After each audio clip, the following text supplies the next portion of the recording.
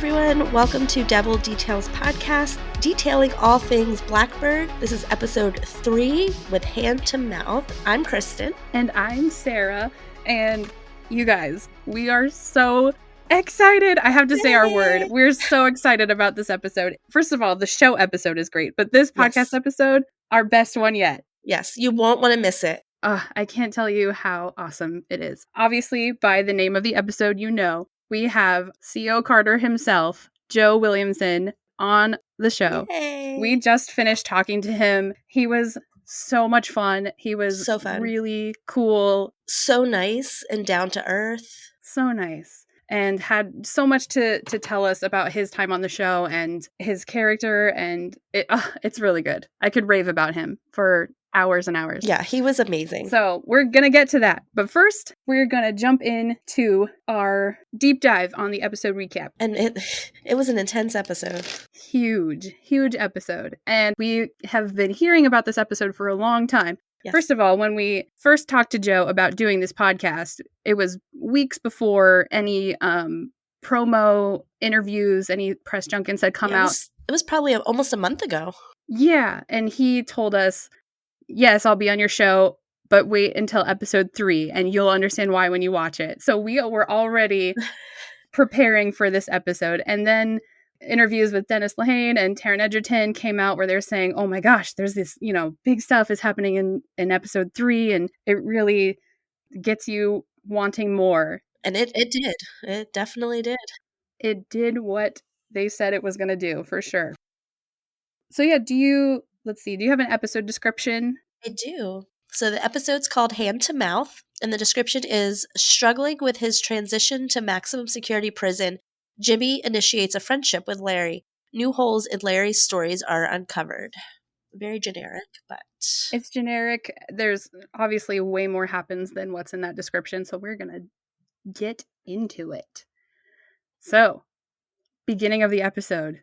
Larry is in the dining hall and Jimmy is looking at him. They still haven't interacted at this point. They're just eating and Taron's looking at him and that's it for the beginning. And then we see him in the chief psychiatrist's office, who's going to be his doctor and sort of his point of contact. And he knows the whole reasoning that Jimmy is there. Yeah. So they talk about week 1 in prison, which in real life, Jimmy meets Larry day 1. Like, he gets in prison, goes to lunch, there's Larry, talks to him immediately. Strikes up a conversation after being told not to. Right. He totally jumps the gun. And so he takes it a little bit more slowly. And I think that's pretty key to the story that the show is trying to go for, because they actually want him to do it a lot faster. So in the real story, they wanted him to take it really Very slow. Yeah.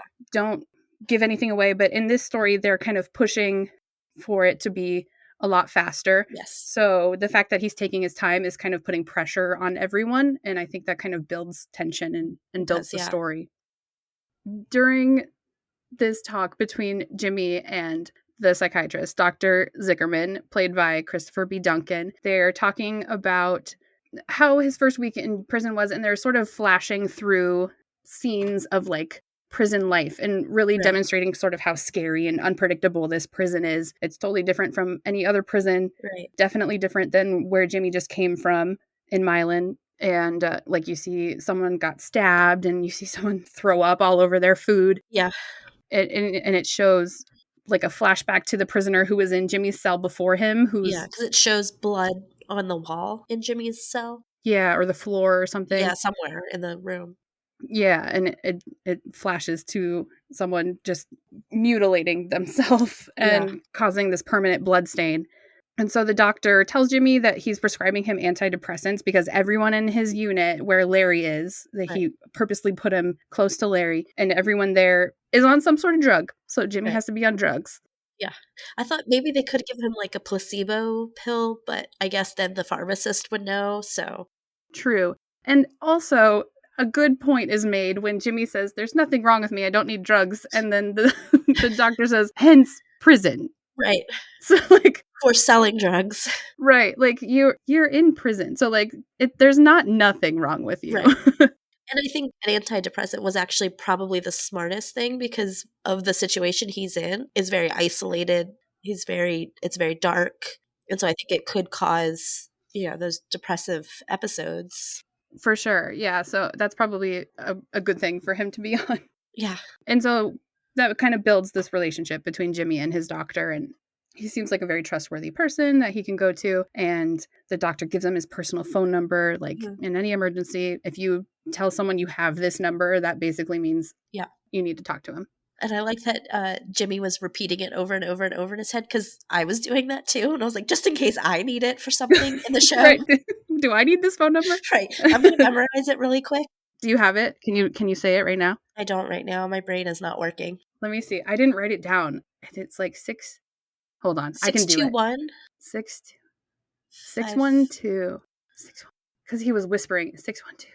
I think it was like 612-5711. Yeah. It was a 5 and definitely in the 5. It might be 621-5711.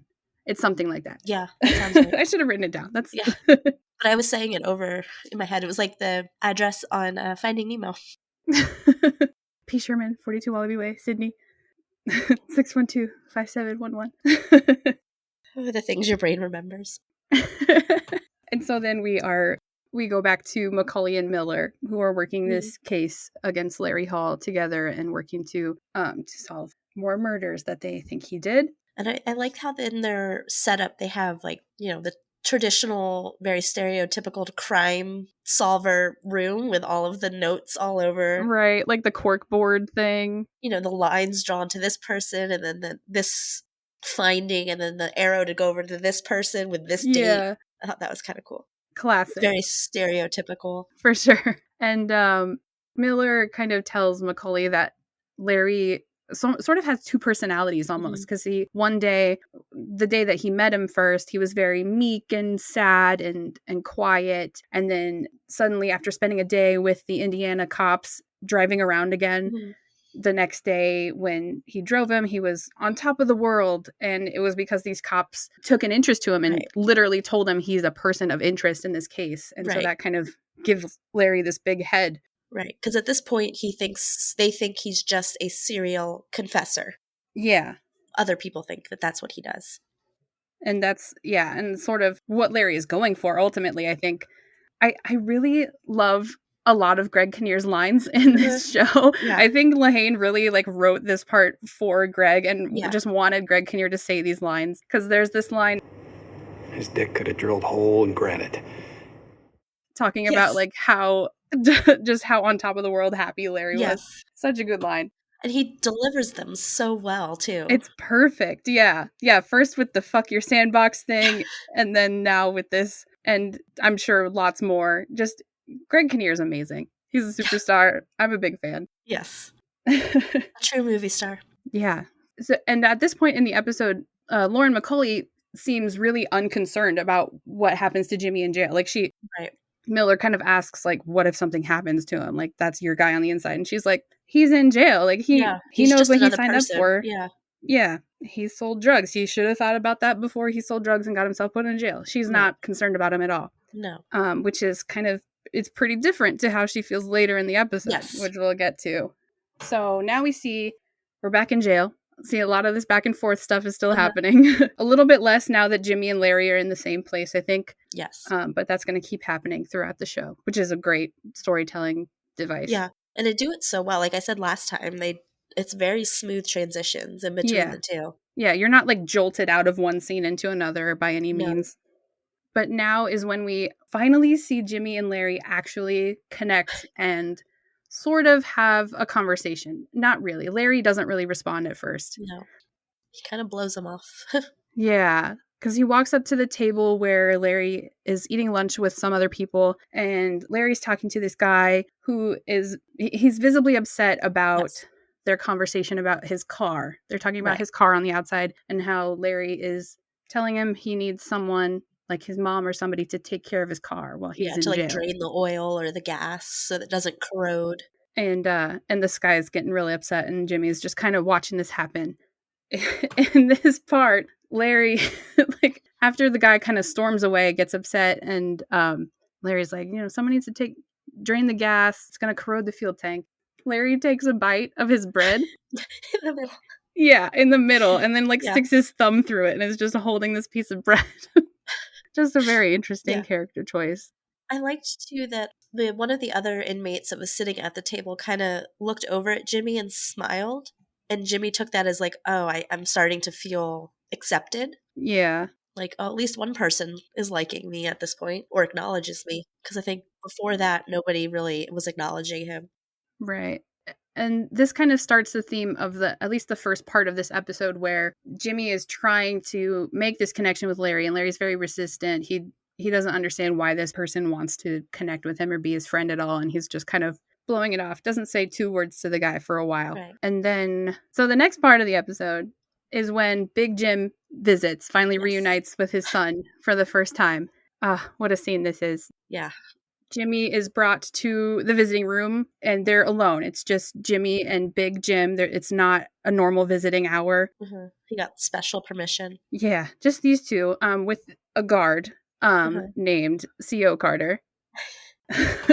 Sorry, I'm going to be kind of giggly about the fact that we literally talked to C.O. Carter. We just hung up with him, and he was so cool. Yeah, so we're on top of the world right now. We talked to Joe Williamson. Yes. C.O. Carter himself. So every time his name comes up this episode, it might be a little we might be a little giddy about it. Fangirling. This scene was so good. It was really good, yeah. And we talked with Joe about this scene too. Mm-hmm. So you'll hear about it a little bit more later. But Ray Liotta as Big Jim he's very feeble and stuttering a lot. You know, he's recovering from this stroke, and he's also incredibly guilty about Jimmy's whole situation right now. Very remorse, like heavy. Yeah. Like he wishes he could have done something differently. Right. Or helped differently. There's a lot of guilt there, especially when Jimmy says, you just outed me as a cop's son. The CEO definitely knows what's going on, and probably more people in the prison know too, because he's flashing his badge around trying to get in to talk to his son. So that is a key moment. Yes. And then when Big Jim realizes what he did, he was like super apologetic and remorseful. It was like, oh my God, I'm so sorry. Yeah. And Jimmy ends up having to like cheer up his dad and encourage him and be like, no, it's okay. You're great. You're a great dad. And he goes into this whole spiel about how, like, when I was a kid, you were this big, strong guy and you're amazing. And I looked up to you and I was so proud to be your son. And I love when Taron says, you were so big, strong. And he kind of like winks a little bit at his dad. Like, yeah. And I think a lot of it, of like Taron's love for and respect for Ray, came out in that scene. I agree. Like you can just feel like the chemistry was amazing, but you could feel that admiration that Taron, I'm sure, has for Ray. I'm sure that's hard to hide when you're working with someone of that caliber. Like it just came across so beautifully. Mm-hmm. That's such a good scene. It's amazing. It was so good. Yeah. But Jimmy's got to go. They had a very limited amount of time, probably because this is not a normal visiting hour time. This is so out of the ordinary. So C.O. Carter, our friend Joe Williamson, Joe.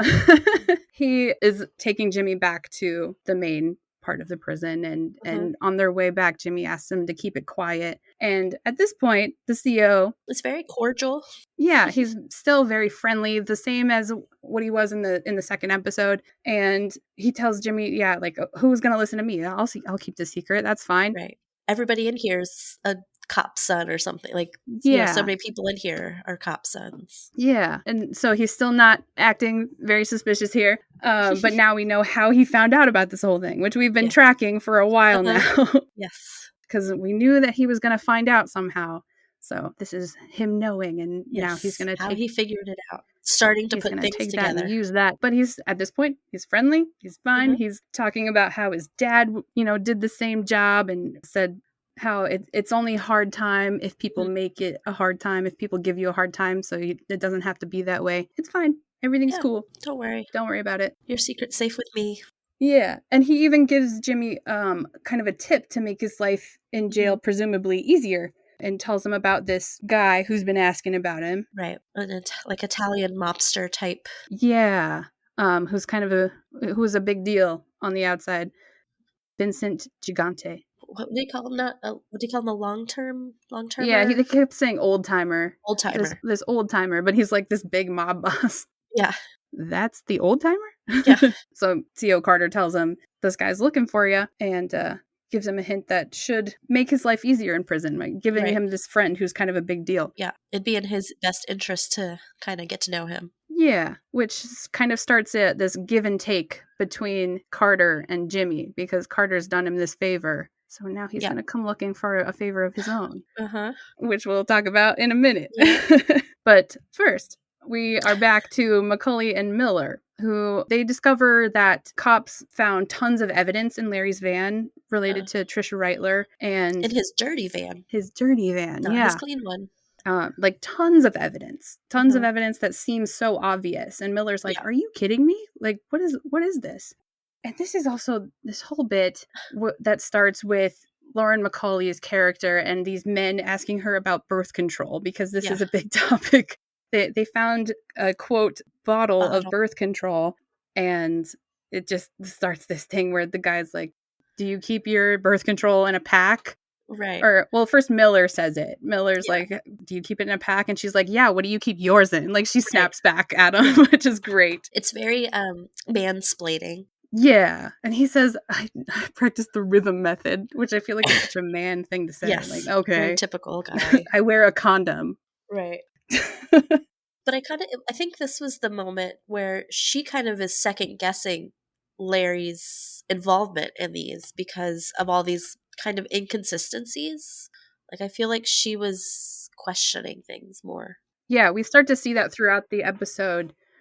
I don't think it happens quite yet, but definitely once they figure out that Larry planted all this evidence, is when she's like, oh, so it's a little bit later, yeah, he didn't actually do this, because that was a different murder. Yes. That was Raina Ricin. That was the one that they were looking into, which makes her kind of start doubting the whole situation with Jimmy doing this, and the fact that, like, did Larry even do any of this? Is he capable of this? She kind of is starting to question it. But yeah, that comes a little later. Yeah, because first Jimmy meets the Chin, Vincent Gigante, who's played by Tony Amendola. I think that's how you say it. Yes, he, if you are Once Upon a Time fans, he plays Marco, Pinocchio's dad. Yeah, was it Geppetto? Is that what it is? Geppetto. His name is Marco in the show, but he's like the Geppetto character. So fun little tidbit. Yes. When I saw him, I was like, oh, I know who he is. I know that guy. Which is total opposite of the character he plays on Once Upon a Time. So sure, yeah. He's not a bad guy on Once Upon a Time at all. Of course. That's Pinocchio's dad. But yeah, so Gigante and Jimmy make a connection right away. Mm-hmm. They have this like funny little banter, and I love it when he says, like, are you getting fresh with me? And Jimmy immediately says, yep. Just owns up to it. And I love that they were talking about bocce ball. That was a whole thing, which is totally pulled out of the story too, out of the real story. Yeah. This whole bocce ball. In the story, though, it's funny. I was just skimming through this part in the book, actually. Jimmy actually had no idea what bocce ball was before he got into prison. And so this guy actually had to teach him what it was. And he was like, well, how do you not know what bocce is? So that was kind of a funny tidbit. But in this, it was like, it was another connection they had. Like, of course, he played bocce with his grandparents or whatever he said. His Irish grandfather or his non-Irish grandfather? So he asked which grandparent, and he said the Irish one, which I think was a joke. Like, of course it was with his Italian grandparents. It was just kind of funny. Which is, just, that's what, that's the little fresh moment. And, but yeah, they make this connection, and he also like confides in Jimmy this, like, something's wrong with his shoulder, and he says bursitis. Yes. I think that's what it is. And that he knows that if someone says that word, that would mean that Jimmy opened his mouth about something that he shouldn't have. So that's like the code word. Yeah, we're building this trust, and if you turn your back on me, if I hear this from somebody else, I'll know that you're talking. Right. Know not to trust you. Yeah. I also wanted to say, speaking of our watches, I know we're on C.O. Carter watch for sure, but our Taron Egerton hair watch. Yes. In this scene, it's like kind of a normal, like, brown color. Yeah. They're outside, which that doesn't seem to matter whether they're inside or outside, the differences in the hair, but Maybe Taron's the hair light, looks, yeah, something like about the it. like natural light tends to make it, which it does in real life. But yes, I noticed. I have a note for a little bit later for his hair too. Good, yeah. So the first Taron hair watch of the episode is in this scene in the prison yard, and so they start playing bocce, but then Jimmy runs into Larry again. They're both at their cells, and Jimmy tries to strike up a conversation, and Larry just sort of walks away. Yeah. He's totally not interested. Not at all. He doesn't want anything to do with Jimmy, and Jimmy's like, what's going on? Is that you have a problem? And Larry doesn't have an answer for him. No. He follows Larry into the TV room. Yes. There's another big scene in this episode. Very big scene. Big scene. There's a bunch of guys in here, and they're watching America's Most Wanted, which I thought was kind of interesting. It's very interesting and true. It's Yeah. that Larry and his friends Uh-huh. watched America's Most Wanted for real. That was what they enjoyed doing, and it's an episode about a murderer, and they're just sitting back, chilling, watching America's Most Wanted. Yep. I think. And this scene too, it again, Jimmy's trying to connect to Larry, and it's just not happening. But I think at this point in the show is kind of when that changes, because there's like a switch. Well, something like, literally happens, but yeah, something makes the change. So this like tattooed mustachioed guy walks in and changes the channel, and Jimmy stands up and changes the channel back to America's Most Wanted. I think in that moment too, when he kind of looks to Larry in that moment, and you can kind of see it in his face, like, this is my moment to stand up for him, be a cheerleader for him, so that he knows that I'm on his side. Yeah, really start to earn his trust. You can see it kind of like, this is it. This is my shot. A lot of connection building here. So yeah, this guy, he challenges this guy, and he's like, I was watching that. You better change it back. He's acting all tough. And Jimmy just decks him, just punches him in the face. The guy hits the ground, and Jimmy just goes. He starts wailing on him. Like, it's intense. It's the guy's face is bloodied. His head is hitting the concrete every time Jimmy hits him. Jimmy's screaming and cursing at the top of his lungs. And Larry looks scared in that moment too. Like, he backs up against the wall, like, what is happening? He kind of doesn't know how to react to the situation. He's like, oh, like he wasn't expecting it to be this intense. Yeah, to be so escalated all of a sudden, this whole situation. Oh, this is also the point, before we get too far away from this scene, where Carter Bellamy has a little cameo, who's Taron Egerton's his dialect coach. He's sitting in the room in one of the, like, in the half circle. Yeah, they're in this semicircle facing the TV, and Carter Bellamy is sitting to Jimmy's left, just right next to him. So, and while we're in the scene, this is the hair that I noticed. So obviously when he's flinging himself around, you can see his hair flopping. So I'm thinking extensions of some sort, because it's definitely long. And Taron's hair was not that long. No, and it still looks like it's attached to his scalp, like the root. Yeah. It's flopping about.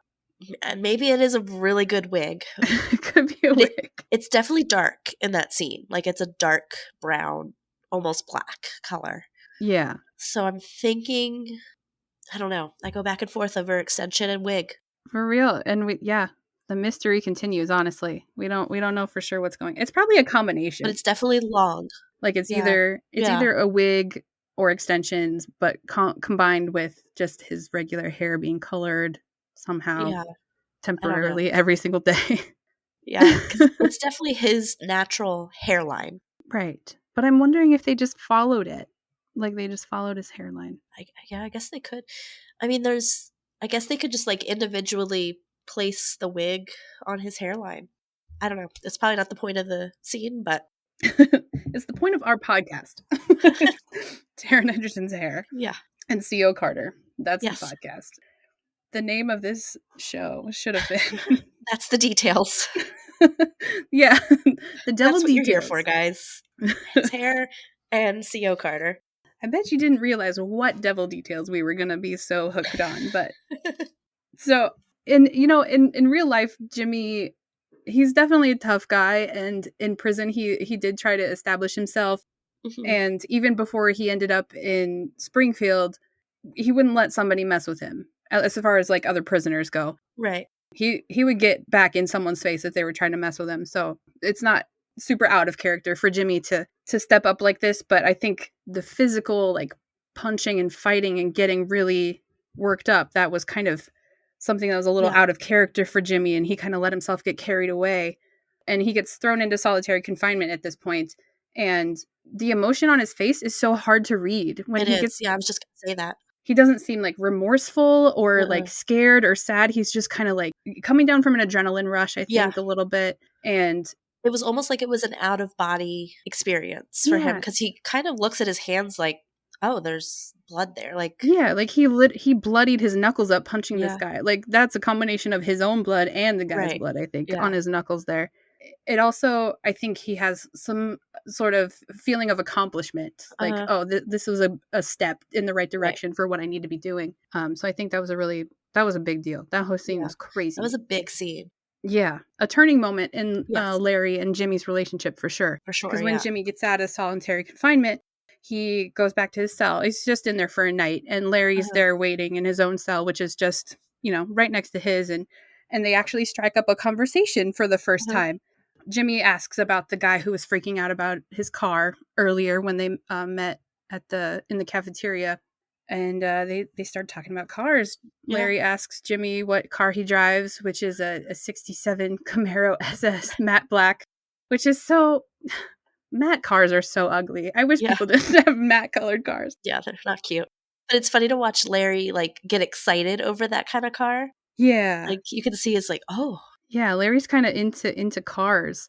But I also the 67 Camaro is definitely not what Jimmy was driving in the first episode. It was like a red, because he was in a red car. Yeah, it's different. So, but also Jimmy had tons of money as a drug empire leader, so he probably has a lot of cars.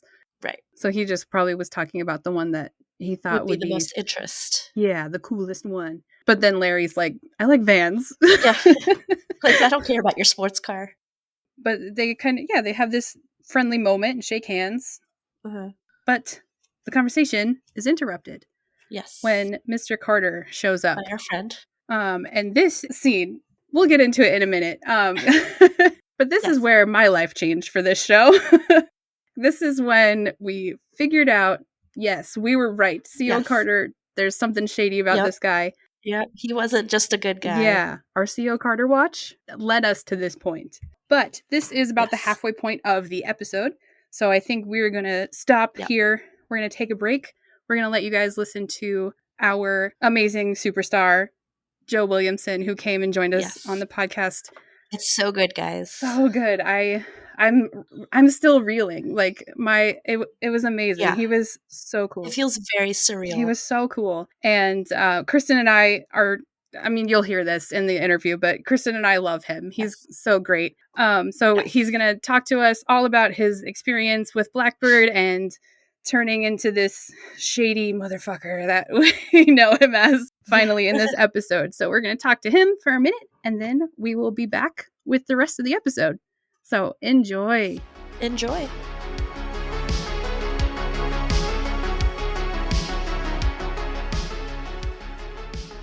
I listened to that. That was a great interview with Hillel. You did listen to it? I did, yeah.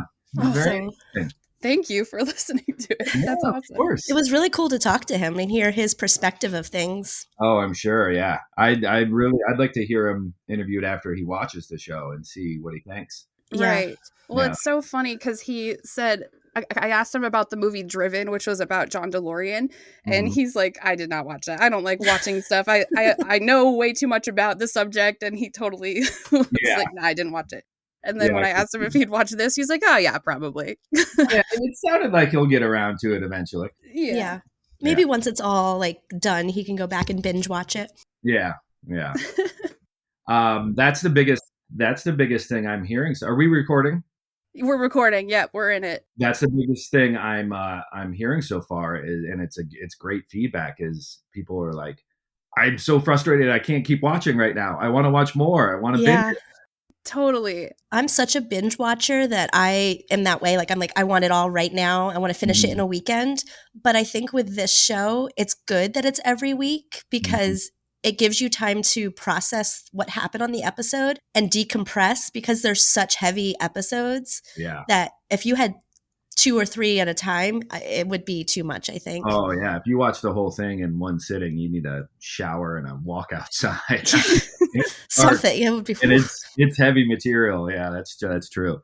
Yeah, Truly. So I'm kind of glad that we can take that week break in between each one. Yeah. So Joe, we have a million things we want to ask you about. Okay. But just so you know, just in agreeing to be on this show, you have created your 2 biggest fans in me and Kristen. So thank you a million times. Thank you. Yes. Thank you for doing this. You know, there's so much content out there and there's so much good content. So any attention that can be brought to a show when you have it released it helps, you know? So. Absolutely. I hope tons of people watch this. It deserves all the attention. And yeah, like you said, it's getting really good reviews so far, which is a great sign. Yeah. So it has 98% on Rotten Tomatoes, which is amazing. And across the board too, because you know, sometimes you see that situation where like critics love it and audiences hate it, or vice versa. And this is like 98 and 97. So. Yeah, everyone loves it. Yeah, critics and audience alike. Yeah. The first thing that I'm very curious about, probably the most important question that I'm going to ask you. We can even end the interview right after this if you want. But so your character, C.O. Carter, his name badge says J. Carter on it. What is his first name? Is it Joe? That's my theory. No, it was. Oh no! It's God. I gotta remember. What did I make his name? I made his name John. John. So you got to choose his name? Well, it's never referenced, so I could have made it, you know, Jambalaya Carter. I mean, it could have, you know, been that whatever. Would fit with filming in New Orleans, right? Yeah. I sure ate enough of that. So yeah, I just made it John.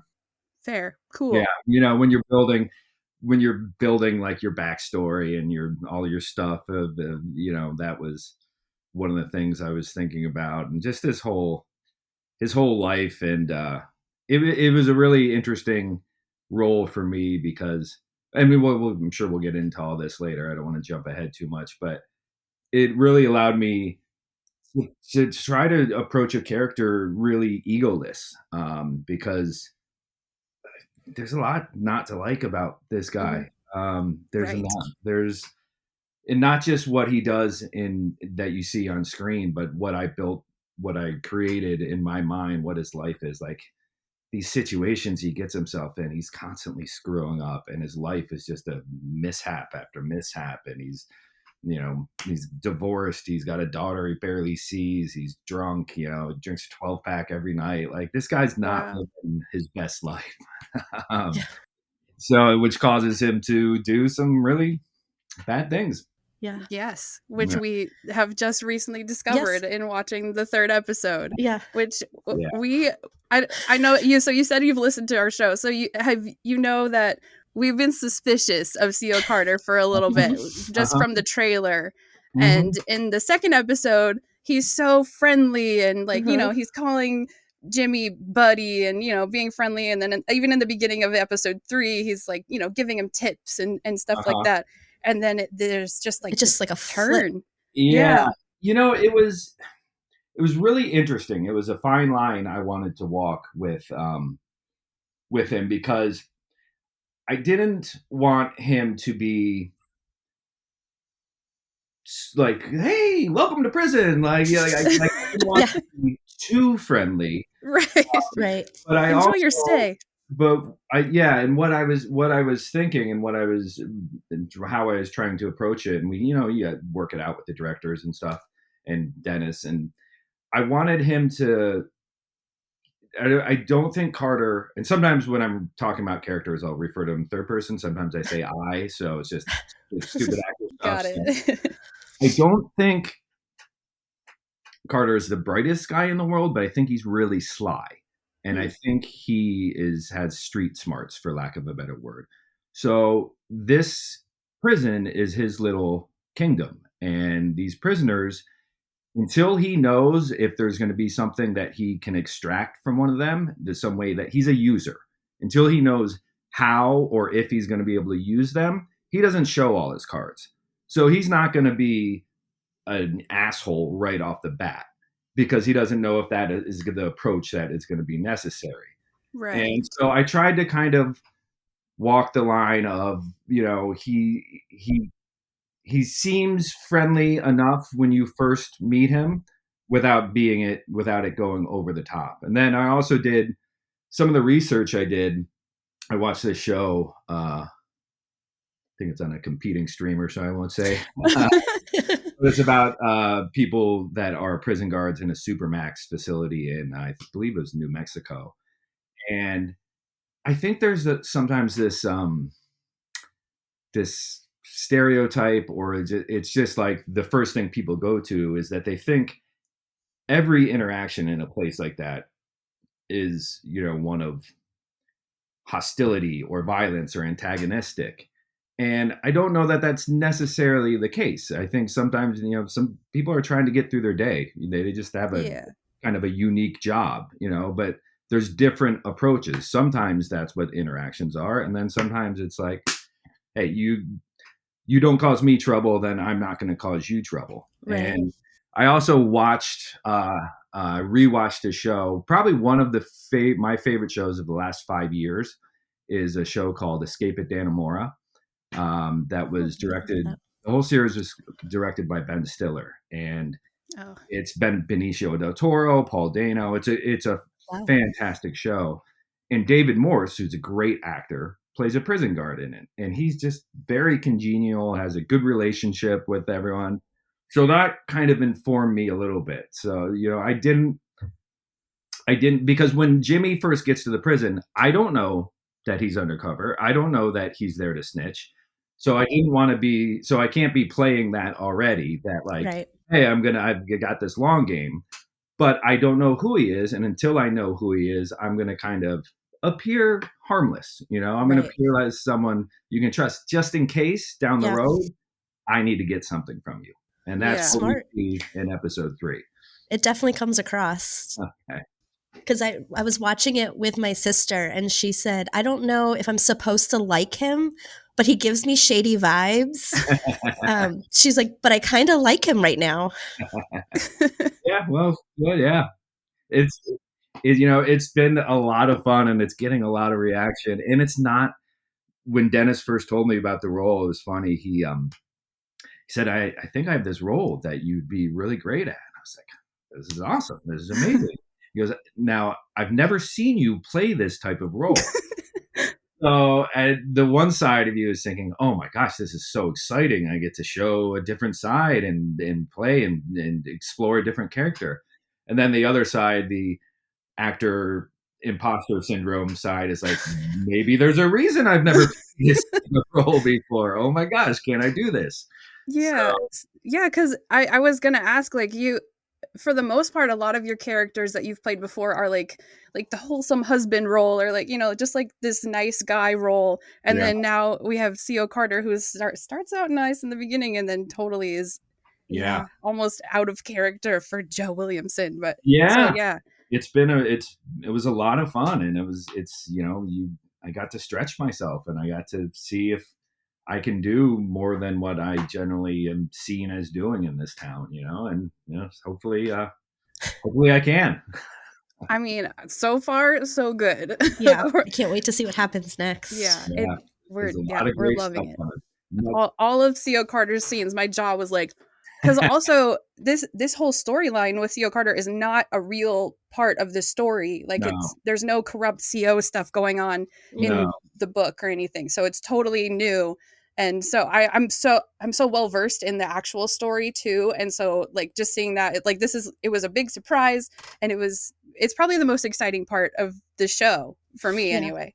Oh, because you don't know what's going to happen because it's not in the book. Yeah, that's true. It's been a lot of fun, and it's just been, we watched episode 3 last night over at Dennis's house, actually. Oh, awesome. Cool. Big viewing party. Yeah, it was just really, it's been really cool. It's been a lot of fun. Did you know Dennis previously through another work, or? So, I knew Dennis. Our kids are in school together. And so Dennis and I we just started seeing each other at school functions and then hanging out and becoming buddies. And but when I met him, I had already read all his novels. I was like, Dennis Lane, this is amazing. And Yeah, then, he's a big deal himself. Yeah. but then it was just a personal friendship. And then he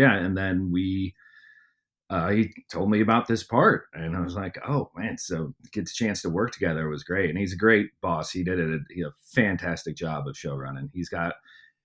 He knows what he's doing. He's got the right approach. He put together a great team, and he's just a brilliant writer. I mean, the cast is amazing. The cast is so good. Yeah. We before we started, we did a big Zoom table read, and we did 3 episodes one day. It was over a weekend on a Saturday, and 3 episodes on Sunday.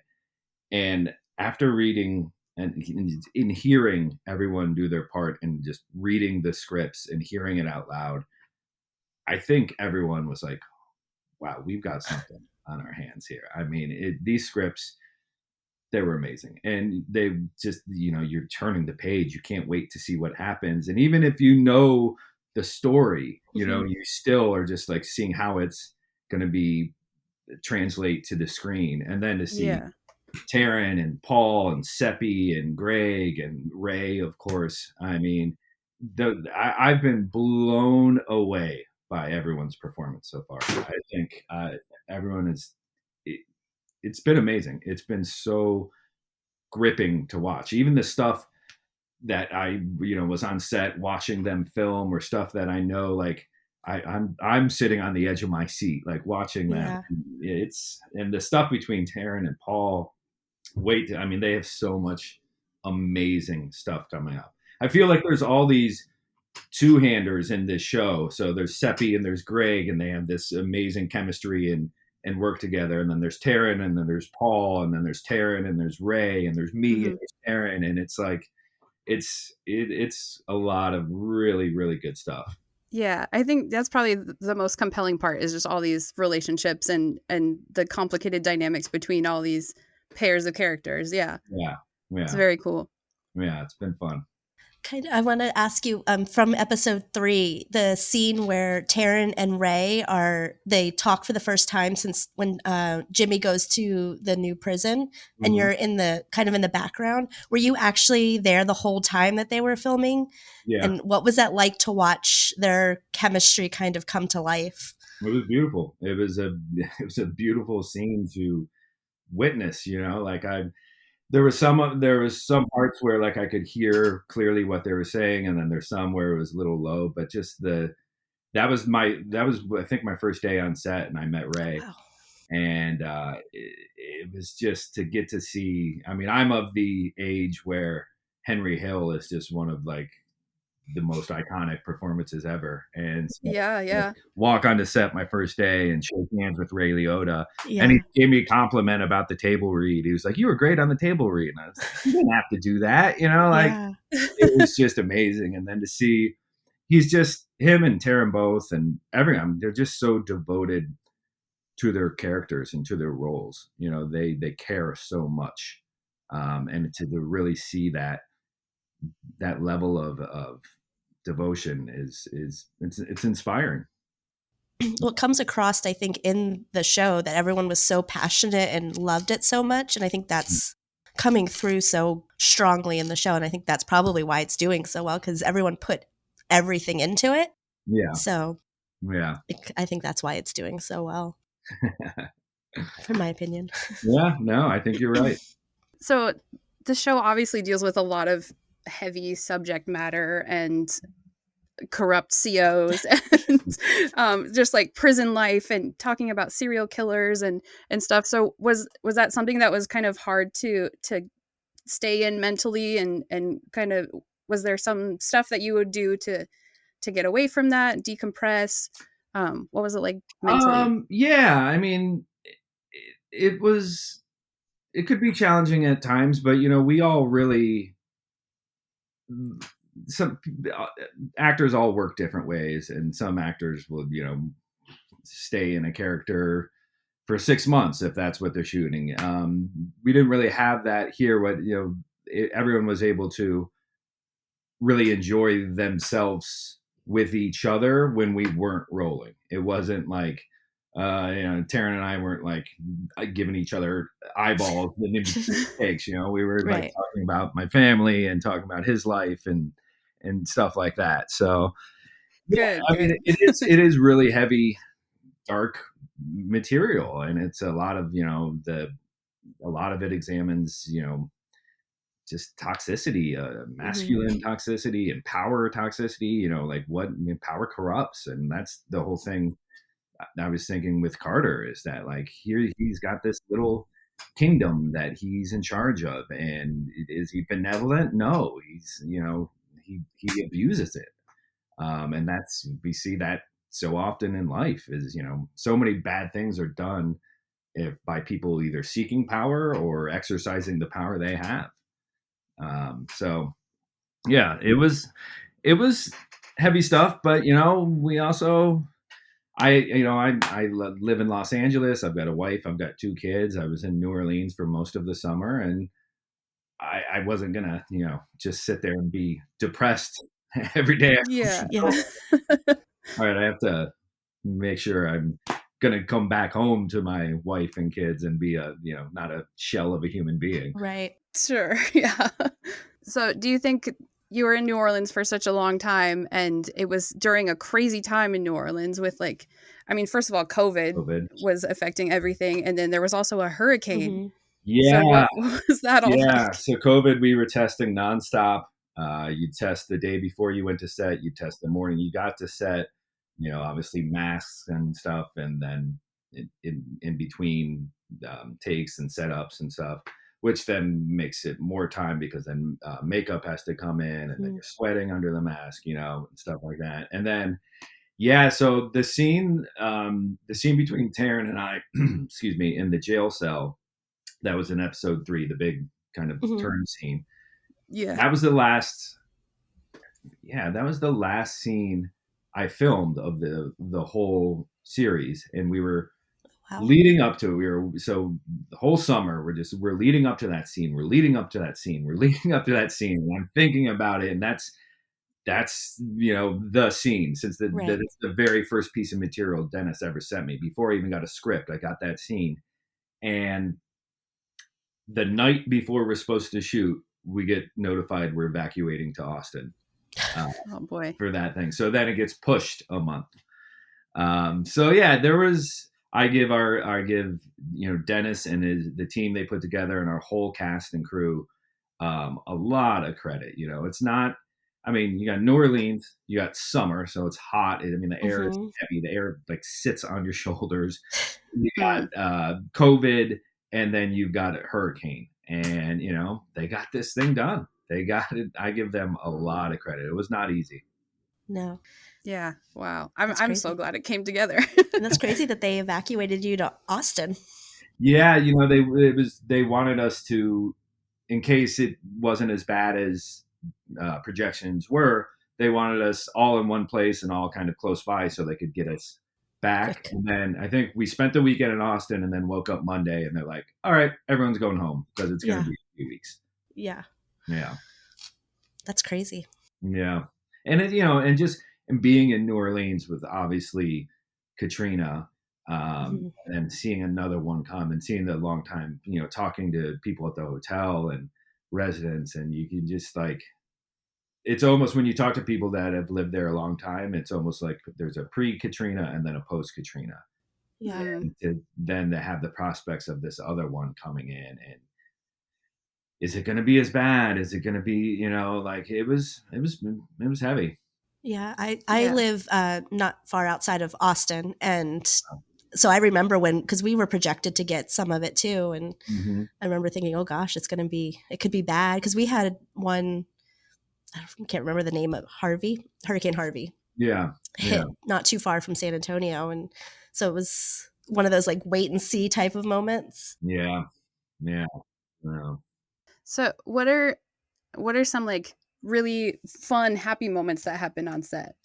That do you have any fun behind the scenes stories? Like good moments? Yeah, there was a lot of stuff. Like Dennis would have a lot of people over on Sunday nights, and we would have dinners at his house that he was Oh, staying at, and those were always great and really entertaining. There's this Couchon, I'm probably not going to say it right, Couchon Butcher. It's a restaurant and then like a butcher shop kind of restaurant next to it. And Taron and I had many, many meals there. It was just this great place that we could go and hang out. My father and my wife and kids came to visit a couple weekends, and we got to nice. do tours of the city, and like so Awesome. there was there was a lot of great stuff actually. It's always interesting, especially when you reach a certain age or you have a family.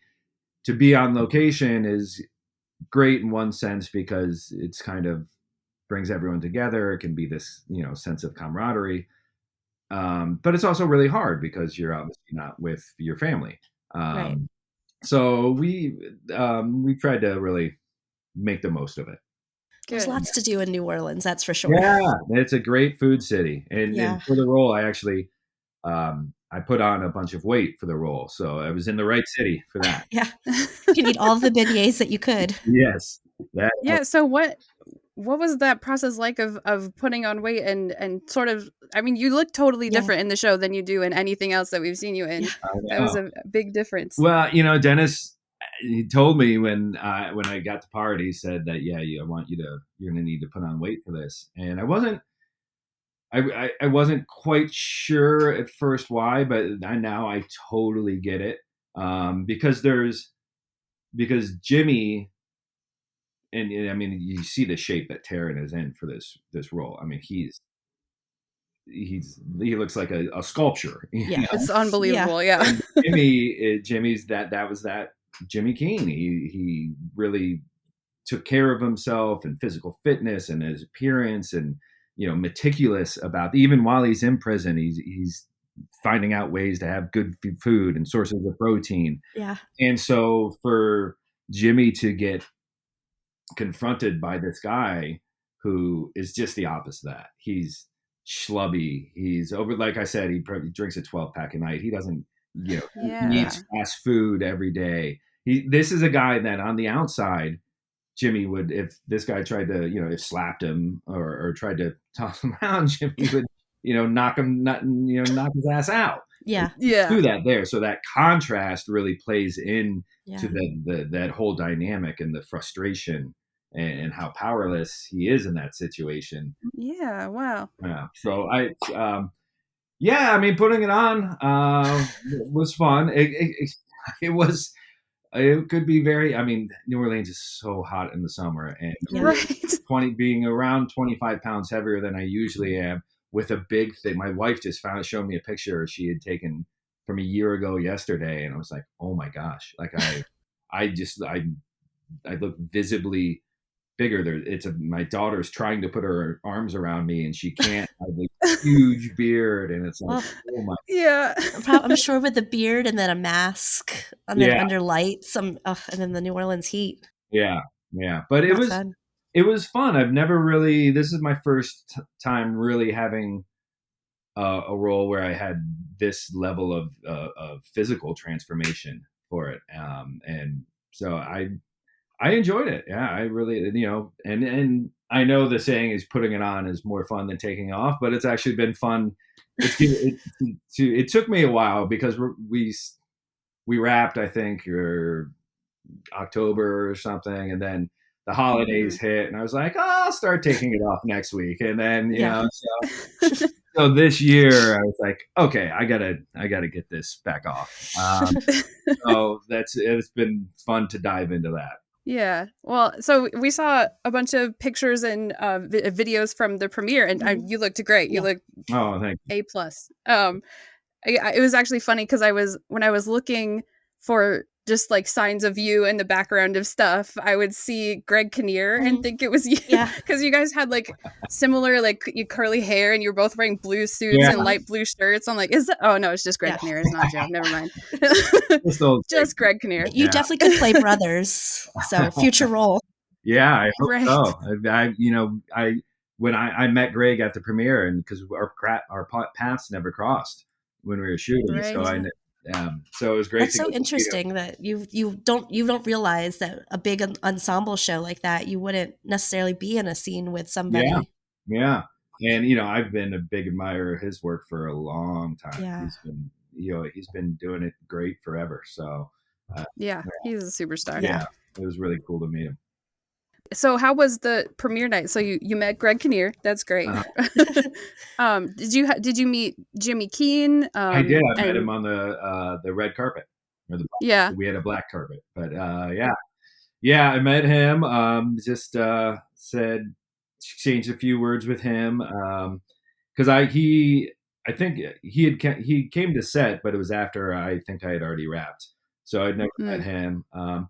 Premieres are always fun. I mean, it's you work really hard on something, and then you get to celebrate it, and it's really cool. And I think sometimes people think of this business or this Hollywood, and they think of the things like premieres and the glamorous aspects, but there's also like working 17-hour days in the New Orleans heat and the humidity and wearing a mask, and you're 20 pounds overweight and away from your family. So it's not all glamorous. But the stuff like the premiere, when you really get to celebrate it and the pomp and the circumstance, that was cool. It looked like everybody was having a good time. Yeah. Everyone looked great. Yeah. Everyone had a blast. So good. Yeah, it was really cool. Do you have a favorite part that you're in or scene, like maybe something that's coming, or is it in episode 3? Well, I mean, the scene in the cell with me and Taron, that was one that I always was thinking about, like I said, because we filmed it last, and so it was always kind of leading up to that. But yeah, we've got it's funny because there's some shots in 3, and then you'll see I think upcoming. So there's some shots of me in the guard tower. Oh yeah. There's a video, I think I actually put it on Instagram at the time, of me climbing. It's like one of those ladders attached to a wall, and climbing up. And I mean, I had to do this, 5 or 6 times, and it doesn't. In the video, it doesn't look that high, but it's this rusty old ladder. I'm not sure if it's gonna, it's corroded. I'm not sure it's gonna hold me. I'm climbing up this thing, not athletically at all, so slow. And then you get up there, and there's just a hole in the center, and so that was like entertainment. My grandfather was a prison guard when I was younger, before he retired, and that was something he always would talk about, was climbing up, because he was in the tower. And so he would always talk about climbing up the tower and how difficult it was to climb up there. Yeah, it's kind of it's awkward, it's not something you do, climbing ladders attached to walls into guard towers every day. Well, I guess your grandpa did, but it's not something I had done every day. Yeah. We'll have to share that video on our Instagram. And speaking of Instagram, by the way, we're playing this like clue game in our Instagram stories right now to see if anyone could guess who our special guest is for this episode. And they're totally like nothing clues. Like we went like full Masked Singer style. Like it really, like there's no way people are gonna guess it. That's fun. Just to throw one out to you, we have a martini glass as one of them, because you were the bartender on Gilmore Girls. Oh yeah. So, and I'm so is Sarah. We're both huge Gilmore Girls fans, so we thought that was appropriate to put in there to throw people off. You know what? I think that was Gilmore Girls was my second ever job. Oh wow! Oh wow! Really? Yeah, I remember being so nervous because I got into the set that day, and it's my second job. I'd done, I think, an episode of House before, and Gilmore Girls, and they had this super long dolly shot set up, meaning the camera's on a track and they're moving it, and it's like a big party scene. So they're moving it all through this party, and it goes for a minute. And then at the exact right time, I have to come up and I say my line, which I think I still remember. 2 Rorys, extra cherries for the lady. Never been here before. I'll give you a tour. 2 Rorys, extra cherries for the lady. Oh my God, you have your own drink. Wait. Like, Amazing. I have to, give them the martinis and say that line. And if I screw it up, then they have to go back to the very beginning and do that whole thing. So I think I was pressure's on. sweating very profusely that day. Well, you did it great. Thank you. Well, the show. Yeah, it's one of my favorite scenes in the show. It's a great episode. Mm-hmm. It's a really good episode. Yeah. Well, I've done some bartending in my life, so maybe that helps. Yeah, no, me and Kristen are big Gilmore Girls fans, and we were like, "Oh, he was in Gilmore Girls." As soon as I saw the episode title, I was like, I know exactly who he is. Yeah. I'm also a Grey's Anatomy fan, so I knew who you were from that as well. Okay. Yeah. Good old Grey's. Yeah. Yeah. So one of our other clues, actually, the one that was posted last night, was the song "All by Myself" by Celine Dion, because in those like web episodes about the interns. Oh my God. I forgot about that. Yeah. Oh man. What you're saying is there's somewhere out there's video of me singing terribly. Yes. When I was young, I never needed anyone. Making love was just for fun. Exactly what do you see in that guy? Clearly, I like bad boys.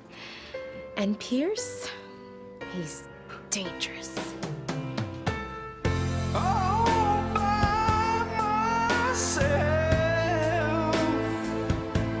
Don't wanna be all by myself anymore.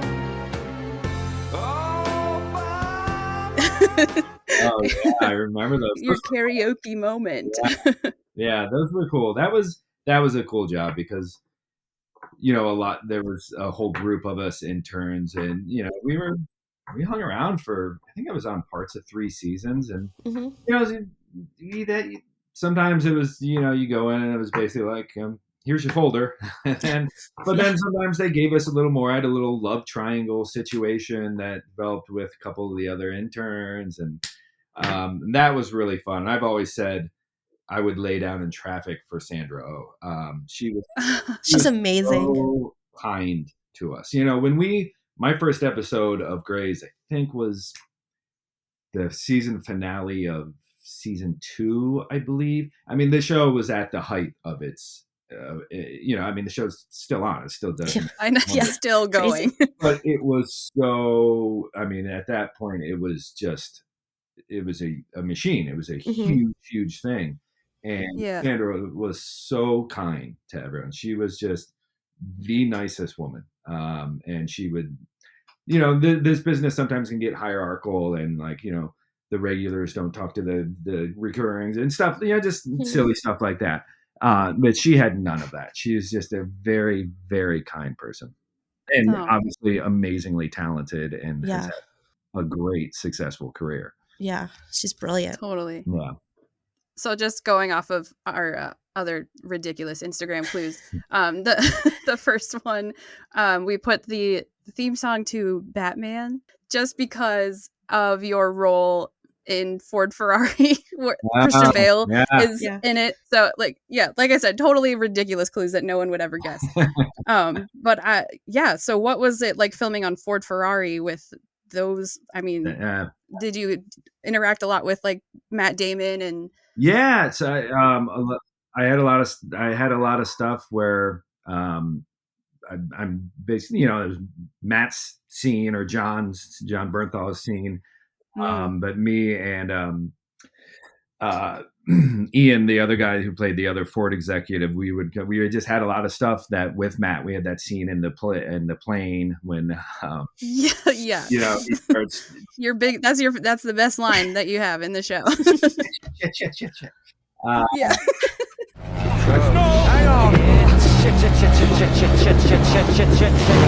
Yeah. That was so it was a lot of fun, and Matt's a really great guy. He's a really easy guy to talk to. Speaking of transformations, it was really interesting. I mean, when I met Christian on that movie, he obviously in that movie he's rail thin, because Mhm. the guy he's playing, and around that time, um, previews for his Dick Cheney movie started to come out where he put Oh, on all the weight. So I'm sitting Yeah. here talking to him, and he's a beanpole, and then there's previews of him, and he had put on all this weight for it. So that guy has done some real transformation roles. He's got some real dedication.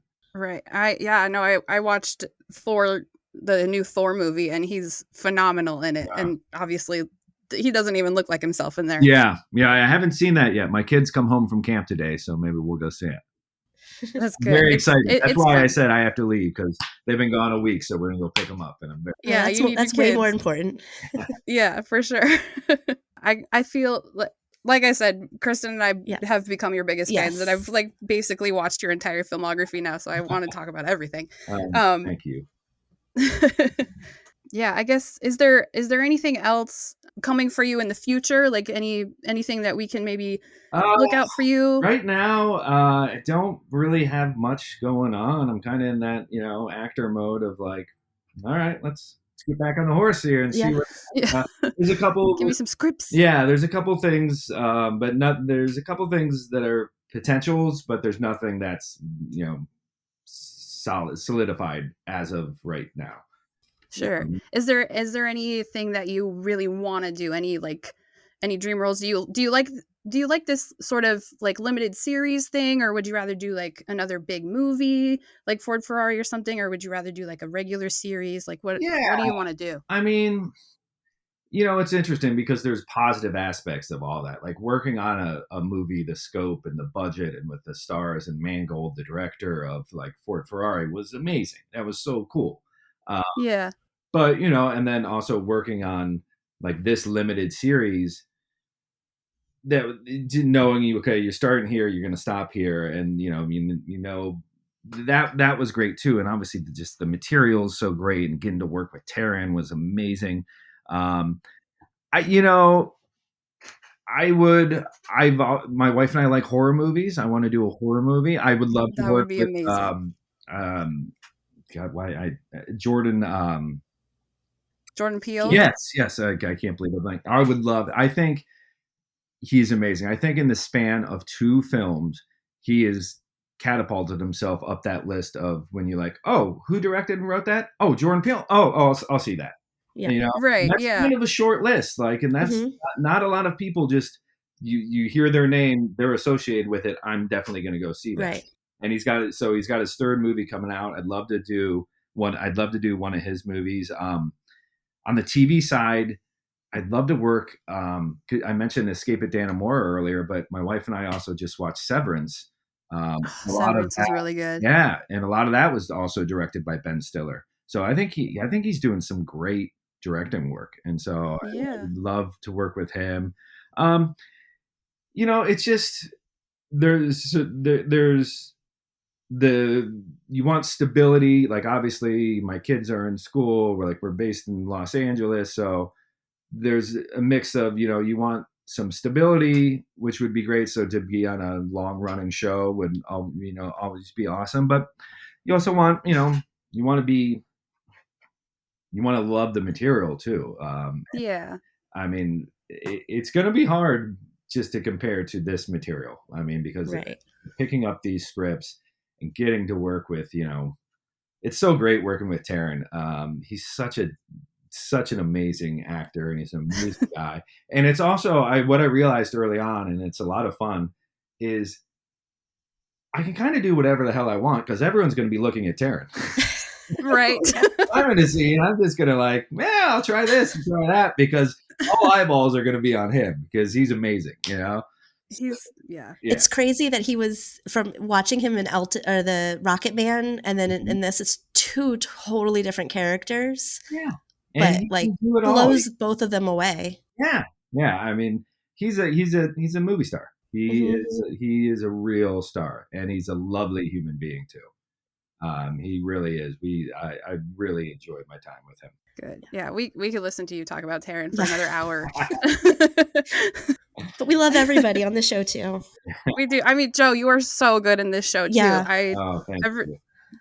It's we've had our eye on your character the entire time. I have to tell you a funny little tidbit. So I was watching it with my sister, and she said if Jim Halpert and Roy from The Office had a love child, it would be C.O. Carter. That is great. So she was like, make sure you tell him. Yeah, that's hilarious. I like that. Yeah, that is very good. She's like, he's lovable and charming, but still kind of shady like Roy. So it's hard to really like get into it. Yeah. Well, there's going to be a lot of good stuff coming up. I'm not going to ruin it, and I don't want to divulge too much, but No. Right. Yeah. Can you give us any like hints, like what's going on with this C.O. Carter? Like, because at the end of the episode, there's an emergency and he's not there. Like, what's going on? We don't know. I mean, obviously you don't want to give it away, but yeah, I'd just say, and not even necessarily just in relation to C.O. Carter, but buckle up for episode 4. It's, oh boy. Yeah, it's a big one. Oh boy. Yeah. And I thought 3 was intense. Yeah, I know. We were already through episode 3. I don't know if we're going to be able to get through episode 4. This is why it's good that it's one at a time, because I don't know. I think you're right. Maybe you get it. Yeah, it's too much. To decompress after it. Mm-hmm. Yeah, really process everything. Yeah.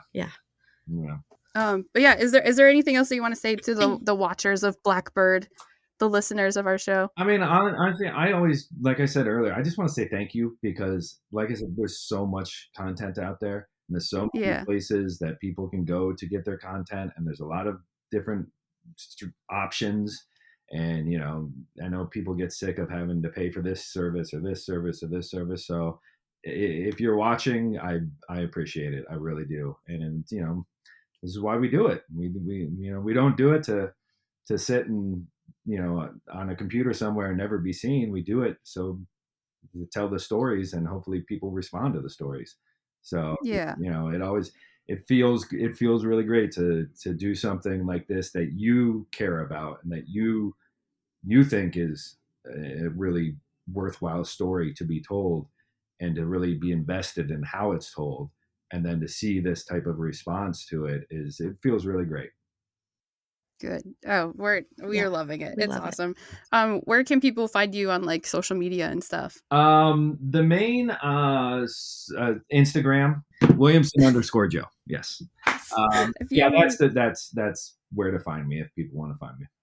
Cool. Yeah, we'll share that on our pages. Oh, thank you. Thank you. Yeah. And like Sarah said, you definitely got 2 of your biggest fans right here. So yes, Joe Williamson fan follow club. You for the rest of your career. Thank you. I really appreciate that, and thanks for doing this. Like I said, any attention helps. It's fun. It's been really fun so far, and just having you agree to do this show really kind of solidified its. I don't Realness? know, validated it as something that you're like, oh, this is actually like a thing that we could do and make it mean something and have fun with it. Yeah. So we appreciate you a lot. Thank you so much. Of course. Thank you.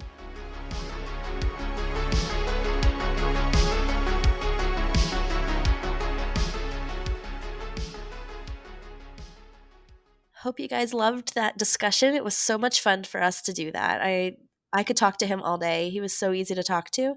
In fact, we talked to him even after we finished recording, and we talked about this scene in particular, and we wish we recorded it, but we'll share with you guys the conversation that we had. Yeah. The slap that C.O. Carter.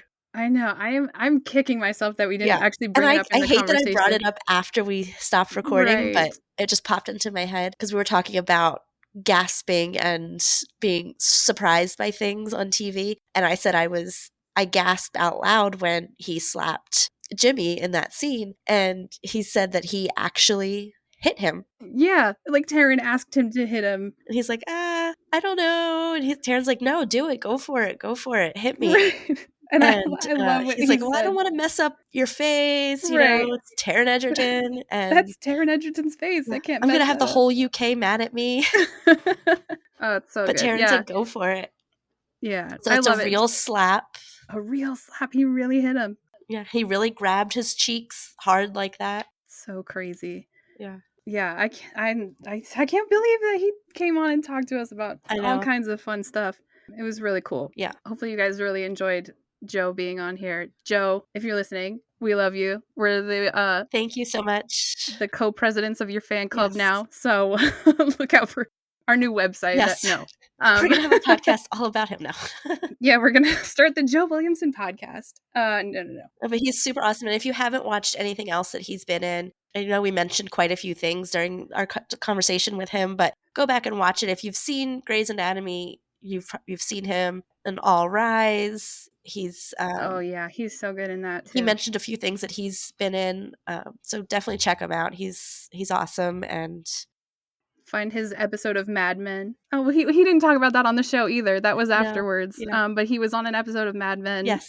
With Elizabeth Moss and got to work with her. Super cool. Yes. And we did talk to him about all the clues that we've been posting, right. Teasing his episode. So we kind of explain where some of them came from. And he thought that was kind of funny. Right. I love it. Yeah. I love it. Thank you, Joe. You're the best. You.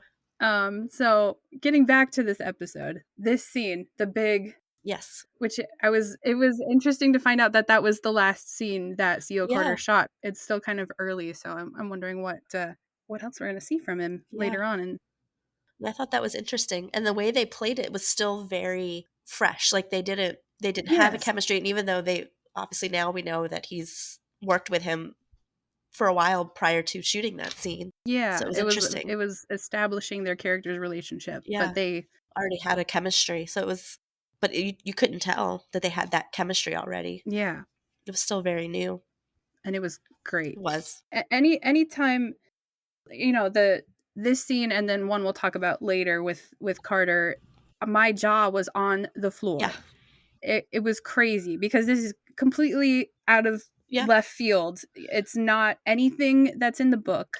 There's no corrupt CO stuff happening in the book. It's brand new, and so it really got me. Yeah.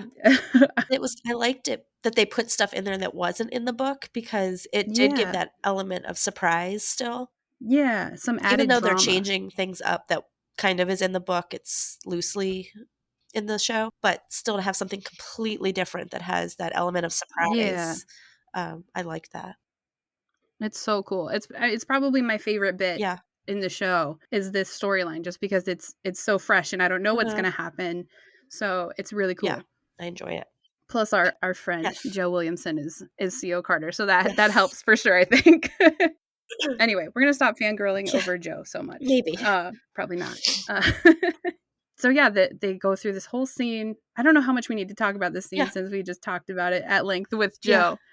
But I did want to mention that that C.O. Carter in this scene says Jimmy's name 14 times. I counted because I had to go back and count because I'm like, he keeps saying Jimmy. It doesn't even sound like a name anymore. It's like, and he even says Jimmy, which is like scenes before disaster. He says it right before the big slap. Yeah, 14 times in just this scene alone, not the whole episode, just that one scene 14 times. Yeah, that's a lot in one scene. It's so much, but it was amazing. It really established this kind of shady character. But enough about Joe. Yes, we can move on from this scene. Although it was I think that scene, the fight scene earlier, and the scene with Ray and Taron are the three like pillars of the episode. Right. Yeah. They kind of set up stories. Although there's a scene a little bit that also is a really intense scene that for sure sets up the episode too. But yeah. So now Jimmy and his dad meet up again. Jimmy finds out that his dad has spent all of his money, all of his stashed cash that he had in this house, upwards of $80,000. Yeah. It's all gone. And he's got bills. We got to eat. Like, you got to eat $80,000 worth of food? Okay. In like a matter of weeks? Yeah, because hasn't been in prison that long. Right. That's a lot. And there's also drugs. Uh-huh. There was 2 kilos in the bag with 80,000 or 70,000, and that's gone. Yeah, that's gone. Danny, his friend Danny, who is suddenly absolutely not trustworthy at all, which is so funny because at the beginning it's this whole like, I trust Danny. That's my guy. We know each other forever. And now it's like, you can't trust Danny as far as you could throw him. He's the worst. Danny took the drugs. I mean, yeah, and Jimmy names like a bunch of places. He's like, look here, I have a kilo here, and Big Jim's like, nope, it's gone. it's all gone. But Jimmy tells us down one last hiding place that like nobody has touched. The cops don't know about it. At the Kankakee house, there's just a kilo hidden in a speaker. Yeah. So he sends his dad on this mission to go find this kilo, and he's gonna try and sell it in prison. He's gonna sell a kilo of cocaine in prison. I was like, this seems like a bad idea because, again, Yeah. I have never been in prison. I don't sell drugs. I don't know the What? whole You don't? process about that. In fact, I called it a pack of drugs when I was talking about this scene before. But how do you take a pack of drugs from somebody visiting you? Right. A whole kilo. Like a it's not kilo like is a small not little bag. Yeah, it's not like a those gram. big packs. It's a big chunk of cocaine. Like a kilo is a lot. Like, how do you get that through security to get to you? Yeah. Pass it along, and then how do you conceal it? Right. And then sell it. And he wasn't going to sell it in pieces. Right. So yeah, when he talks to Carter later, he kind of tells him all about how he plans to sell it, which we'll get to in a second. I have some things to say about it.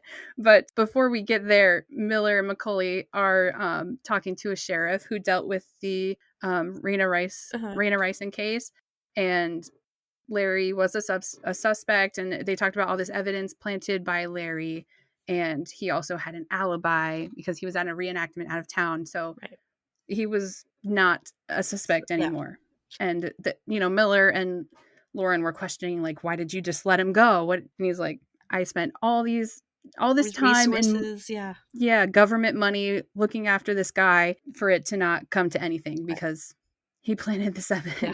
Well, is this moment where they realize? No, it's later when they realized the bottle is fake. Oh no, this guy tells them that it's fake. Yeah, no, this guy tells them, all this evidence is not real. The bottle is fake. Yeah, so it's another instance where Macaulay has to answer a man about birth control. Right. And then we go back to Larry and Jimmy hanging out in like this little library room. Yes. And they're chatting. They're getting to know each other. They're having like a friendly conversation. Larry's kind of opening up about these things that he's passionate about. Yeah, like reenactments. Yeah, the reenactments and collecting area earlier heads. he noticed the photo of him as a reenactment. Yeah, so he's asking him about it and talking to Larry about his passions. And this is when Larry claims that he's part Miami Indian, which, as we found out in talking to Hillel Levin, that is most likely not true at all. And they talk a lot. They talk about how they miss being, on the outside and all the smells of, fall and winter, and Jimmy kind of gets vulnerable and he starts talking about where he thinks his life was supposed to go. He was the star football player and that was supposed to lead to him getting the girl. Yeah. And it kind of shows this misogynistic side to Jimmy again, where the girl, women, it's like a prize. Right. That it's a reward for him to earn. Right. But yeah, they have this great moment where he says, I guess I peaked in high school. And Larry is like, I peaked in the womb. And they kind of have a laugh together. Yeah. But in comes our friend again, C.O. Carter. He comes in and his face is broken. Yeah.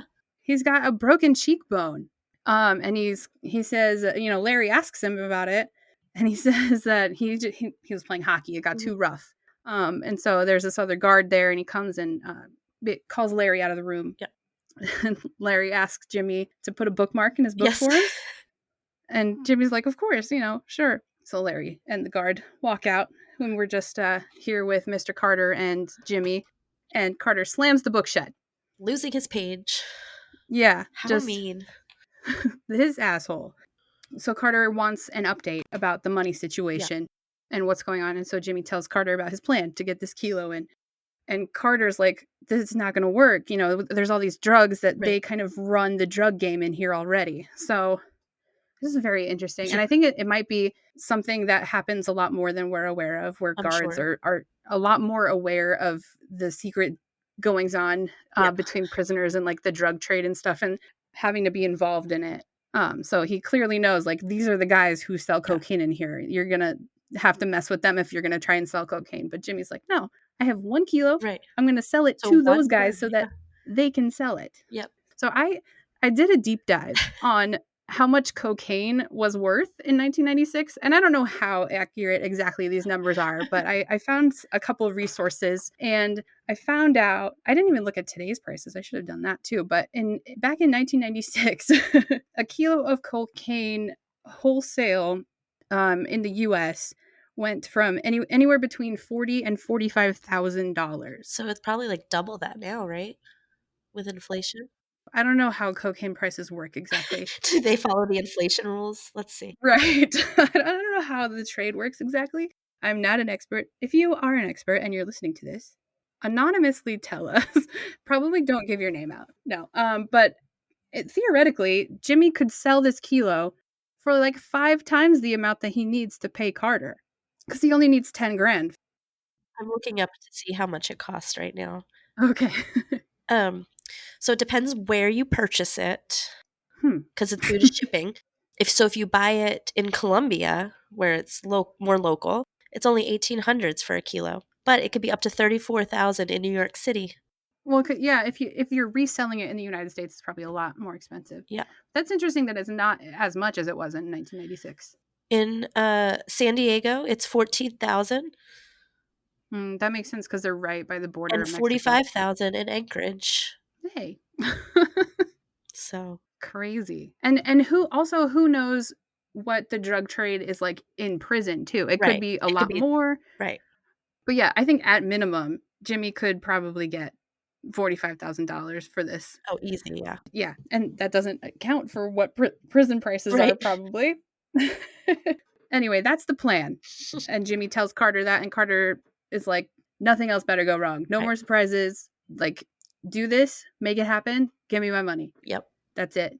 He's very menacing, and he's talking down to Jimmy. Yeah. Jimmy's sitting at the table. Carter's like standing and Leaning over, yeah. yeah, getting in his face. And there's a lot of really good like close-up shots of both of their faces in this scene. It's really, the cinematography in the show is It's amazing. amazing. Yeah. Just watching the show, just to look at it is something. And I like so many shows now, especially shows that have a darker theme, are shot so dark that if you have any light in your house trying to watch it, you can't see anything on the screen. Mm-hmm. This show is shot in a way that it still gives you the impression that it's dark, heavy, but it's not lit to the point where like, or not lit, where you can't see what's happening. It's still visually pleasing to your eye. For sure. Yeah. It's so well done. It's very it's great to watch it. It is. So after this, Larry is talking to his doctor. Yep. And he's talking about Jimmy and how he's sort of making friends with Jimmy. He's talking, and this scene kind of is mirroring at the beginning of the episode when Jimmy was talking to his doctor. Yes. He was talking to the chief psychiatrist. Now Larry's talking to his own doctor, who's played by Melanie Nichols King. And she seems really proud of him that he is. That's what I was going to say. She looked proud. And Larry seemed proud too that he was making a friend. Yeah. And it kind of shows this relationship between doctors and inmates and how they're very patient first. And they kind of disregard the reason that they're in this prison. Right. And they're talking to them just, like it's just a normal guy. It's just this guy who needs to make friends and be social. Yeah. After that, this is the point where Miller and Macaulay are drinking together, and they're drinking a lot. Yes. There's like bottles and bottles, empty bottles on their table. Yeah, a bunch of shot glasses. They are drinking. This is where she's questioning more. Like, yeah, she kind of lets Miller in. Like, she's second guessing what they're doing. She doesn't know, but serial confessor. That's all he is. It's not worth all of this work that we're putting into it. Yeah, she's getting convinced by all these people that they've talked to who have already talked to Larry Hall, and they're all convinced. So she's kind of starting to wonder. But Miller, he's hella convinced. He's like, no, he did it. I know. Larry Hall did it. He's like, I know this guy. He did it. And I feel like he gives off like girl dad vibes with this. Like, he has daughters. Yeah. Or one daughter. And at least one. He wants this person who murders young women. That could be his daughter. He wants this guy to go away. He wants him to be in jail for life. And he gives Macaulay this whole speech about why Larry is definitely the guy. And he's another really good line delivery from Greg Kinnear. He says that this guy spent his formative years digging graves. Right. Which is a very, like, it's a good point. It is. Yeah. Like, this guy knows how to bury a body. Right. He literally dug graves when he was a kid. I like how Greg Kinnear, when they get their last shot, he like sips the alcohol, whatever, I'm assuming like tequila or something, and he puts the drink down, and then she takes it and finishes it because he's not doing the full shot. It was a good scene, sort of establishing their that Miller he's stuck in it. Yeah. He's like, he says Larry's good at this. Yeah. Like, Larry knows what he's doing. Yeah. So Miller's kind of clued in. Like, Larry's kind of smart. He's smarter and than he he's lets clued on. into this. He knows what he's doing. Yeah. And so after that, another very interesting scene happens between Larry and Jimmy. So they're walking to the boiler room, and they're in this really small, like, narrow hallway, which makes Taron look huge. Yeah. Like, Taron's not, I mean, he's huge, Yeah. like muscly, but he's not a very tall person. No. But in this hallway, he looks like he's going to touch the ceiling Yeah. with his head. I don't know if it was if it was shot from a certain angle to make it look like they were in like a basement type hallway, or to make him look more, I mean, he looks intimidating because he's so in shape. He's got huge shoulders. Yeah. His arms are and the way he walks is this whole show is like the Taron Egerton arm show, by the way, especially this episode. There's a lot of shots where it's just showing off Taron's arms. He like crosses his arms. Yeah, just like massive biceps. Yeah. He's got that like swagger, like still cocky. Yeah, the way he walks. Yeah, we got off track. Which happens when talking about Taron Egerton on this show. But so they walk to this boiler room, and Larry has a key to this room, which I thought was interesting. Yeah, they let prisoners have keys to places, which it probably only unlocks that one deadbolt, but still. And they let him go like unescorted because Jimmy even asked, "Is it okay that we're down here?" He's like, "Yeah, you're with me." Yeah, and then Jimmy pumps Larry's ego up a little. He's like, "Yeah, you're a big man around here. You're important." But it is, I think it's weird to give him a key to a place. But again, I've never been in prison, so maybe that's common. Not experts on prison life. But so Larry and Jimmy start chatting, and it starts with Larry talking about this big mess that he has to clean up, and he describes it in great detail. It's a really gross mess, like a dead animal that got like laminated. Yeah, like the floor got waxed over it, and so he had to like break it all up. And this leads to a talk about bodily fluids. Because he says he pees in the bucket to help, and so then that starts. Right, that's the secret ingredient is urine to clean this floor. Which okay, I guess I believe you because you are a cleaning expert. Right, but yeah, so that leads to Larry saying that sometimes women are wet. And at this point, Jimmy also like chimes in and he's like, Gary, when he mentions his brother told him this. Like, I remember you talking about him. Yeah. So again, just building that relationship, like letting him know like he listens to him when he talks. Like I'm an actual friend. I'm listening to you. I pay attention. Yeah, just another way of him to endear himself to Larry and show him that he's listening. God, this scene, I was uncomfortable. Of course, it's a very uncomfortable conversation, and you can see that it was uncomfortable for Jimmy too, and he was trying to, be friendly and listen to Larry talk about this, and also try to relate somehow, right? Which would be the hardest part in this situation. Yeah, because he was trying to like, okay, how do I get him to keep talking about this? But I can't just keep asking questions. I have to relate. And he basically is saying any women that he's been with have not enjoyed themselves. Right. It's against their will, basically. Yeah. Basically rape. Yeah.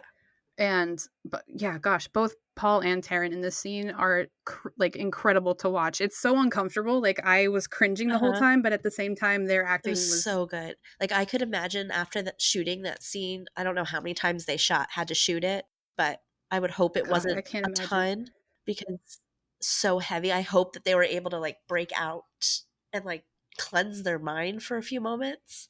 Yeah. Because I don't know that I could. The words themselves are intense, but then in this scene with the setup and then Paul's voice talking about it, it just adds to that so much that I don't know how they did that. Oh, it's a lot. But yeah, like you said, Jimmy is trying to relate to him and listen to him and somehow make this a connection between them, which is hard. But he tells Larry about this time that he was having sex with a girl and she was not enjoying it, and that he told her not to say anything or else. That was a big or else. I also noticed that he said he put his hand over her mouth. I think he chose that specifically because he knew that I think Larry also does that, puts his so that they don't scream. And so I think he was trying to trigger something so that he would keep talking about what he did. Yeah, I think so too. And there's the title of the episode too, by the way, Hand to Mouth. Yep. Which happens a couple times because I think that could also refer to Mr. Carter slapping Jimmy in the face. Hand to mouth. And then also when Jimmy was punching that guy in the TV room. There's a lot of hands going to a lot of mouths. I always like when you can find the episode title, like why they named it that. That's one of my like weird nerdy TV things. Right. And it happens a couple times in this for sure. I think this moment is probably the key. Like this is where they drew the title from. But it happens throughout the show. And when Jimmy says or else, Larry's like, or else what? And Jimmy's like, I don't actually know. And Larry says, I do. Yeah. Which is like scary. Yeah. Because I feel like Jimmy just kind of said like, or else it's like an empty threat. Like it wasn't like anything serious or nothing was going to come out of it. But Larry has an idea in his mind. And so after this, Big Jim comes back. He has no drugs. He did not find the kilo that Jimmy told him about. And it ruins the plan that Jimmy has with Mr. Carter. And once Jimmy finds this out, he starts laughing. Almost this like crazed, like he doesn't know how to react. So he just starts laughing. Like and luck. Oh man, it's quite a moment. And Jim's like, why are you laughing? What are you laughing at? Am I? It was rough. Yeah. Like it was kind of a funny moment, but at the same time, like it's painful. He's in pain right now and he's laughing to cope at this point because he thinks he's gonna die. Yeah, this was his last chance, and now Carter's gonna blow his cover, and this is it. And he sort of storms out. He doesn't talk to his dad anymore. Big Jim's like yelling after him, like, I'm still gonna be here for you. I'm on the other side of these walls. Don't worry. And yeah, Jimmy's pissed. And he walks out and he's like, where's CO Carter? Yeah. And this other CO, Holt, he's there. And he's like, Carter had an emergency. Yeah. We don't. Like, so where's Carter? Oh no. Where's Carter? This is a problem. Is he going and getting beat up right now again? Or what's going on? Joe wouldn't tell us. So we'll have to see. Yeah. Maybe we'll find out in episode 4. Where is CO Carter? But I mean, that gives Jimmy a little bit of time, right? Yeah. to maybe try and figure out what he's going to do about this guy and his $10,000. But now we go back to Miller for a second. And he is alone in this room that they were in earlier with their big cork board and everything. Comes in, he has this massive coffee cup. Like the biggest coffee cup I've ever seen come out of the 90s. It's a huge coffee cup that he's drinking. He also has a giant water bottle. Yes. Miller is staying hydrated, staying caffeinated. All good things. Yeah. He probably needed the coffee after the drinking that they did the night before. Right. Yeah. This is his hangover cure. This giant coffee. It's good. I was like, oh, relatable. I wish my coffee was that big every day. But he starts to have this flashback of talking to Larry. And we hear Larry talking about how he loves to drive. He loves cars. Because it's triggered by, he looks at on the board how Larry talks about how he likes Mopar parts for cars. So that triggers this flashback where Larry's talking about how he loves driving. And so I think that clues Miller into being like, oh, so he might have had this alibi where he was like 100 some odd miles away when this happened, but he also likes driving and he could have easily driven that. Yeah. So that helps Miller, I think, even establish even more concrete. Yeah. Which he was already pretty set on Larry, but I think it's starting to fit more into the puzzle now. Yes. So after that, Lauren McCauley visits Jimmy in prison. Yes. She's all dolled up. She's wearing big hoop earrings. She's wearing heavy makeup. Yeah, really looking. and selling this part that Yes. she's playing as Jimmy's girlfriend. And she puts this doubt in Jimmy's mind now. She's questioning whether or not Larry's their guy, and she tells Jimmy, maybe this is all for nothing. What a terrible idea. Yeah. You put this guy in this prison, and then now you're going to say, oh, I After don't know he's about already this. had doubts. Right. He's already hugely struggling right now. Right. And he opens up to Lauren and he tells her that, oh, there's this guard that's blackmailing me for 10 grand right now. And she's like, the FBI can't just give you 10 grand to give to this guard in your prison. That's not going to happen. And so now Lauren's really, she's worried. She's stressed. You can see the distress on her face. Yeah, both of them are like borderline tearing up. They're both almost scared like about what's happening. Rocking back and forth, like frantic. Yeah. Because they don't know. And they're trying to keep their voices low because there's other people in the room. Yeah. She's respecting the visiting hours, unlike Big Jim. And she's like, I can't get you out right now. You know, he's like, because that's what, at first she said, yeah, we'll take you out. And he says, today? Yeah. And she's like, well, no, it'll take a while. It could take months. Yeah. Yeah. But there's there's no way that he can keep himself safe between now and then because the guard is the one who's threatening him. Right. The guard can get to him at any place in this Because she prison. says, we'll put you in solitary. He's like, but it's the guard. Like, he could still get to It's me. the guard. Even if he's in protective custody, this guard will get to him. So they can't take Jimmy out. Plus, if Jimmy leaves at this point, Larry's going to walk. And Jimmy doesn't want that. Because he asks her, like, what happens if I leave? Like, what happens to Larry? Yeah. And she basically says he gets off. Yeah. Jimmy knows too much about Larry at this point to let that happen. Yeah.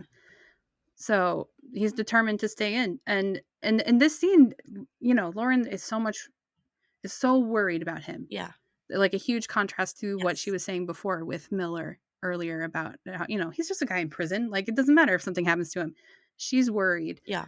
And I think rightly so. I mean, she should be worried even if the guard was not threatening his life for $10,000. I also like that Jimmy also was like, he's convinced. He's like, no, Larry's the guy. Like, he's our guy. Yeah. Jimmy and Miller need to team up and convince this woman that Larry's the guy. Yeah. And the episode ends with this sort of montage of prison life, and we see like just flashes of different things, and then we end up there's like flashes of this big fight that I think is leading up to the next episode. There's it's like a riot, like a bunch of people are fighting, and Jimmy is being escorted through the prison yard by a guard, not C.O. Carter, a different one. We don't know where C.O. Carter is right now. But it's kind of this badass, like, walking moment. Yeah. It's kind of a cool thing. The music is cool, and he's walking, and he walks, like, right up to the screen, and that's when it goes black when the episode ends. Yeah. Yeah. It's a cool moment, and I think really establishing what we're going to see in the next episode. Yeah, I think next episode's going to be, if it's even possible, to be more intense than episode 3. Right. This episode is crazy. Yeah. It's so crazy. And the fact that they put so much into it, like so many different storylines, not storylines, but parts of the story, it didn't feel rushed. It didn't feel jumbled. It didn't feel chaotic. It was very well done, even though there was so much coming at you. So make sure that you watch our friend Joe Williamson in other things that he's in.